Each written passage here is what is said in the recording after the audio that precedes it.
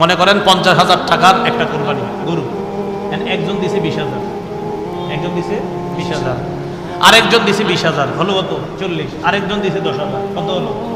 তাহলে ভাগ তো অবশ্যই আপনার প্রথমে 5 ভাগ সমান সমান করবেন। 5 ভাগ সমান সমান কইরা একজনে পাবে 2 ভাগ, আরেকজনে পাবে 2 ভাগ, আরেকজনে পাবে 1 ভাগ। সুন্দরভাবে করলে তখন আপনার ওই কোথাও হাড্ডি বেশি গেল বা কম গেল এই অস্বসাটা ভিতরে কাজ করবে না। প্রথম কথা যে একজনে 20,000 দিল, আরেকজন 20,000, তো 20,000 ওয়ালা 2 ভাগ, আরেক 20,000 ওয়ালা 2 ভাগ, আর 10,000 ওয়ালা 1 ভাগ। কথার কথা আপনার।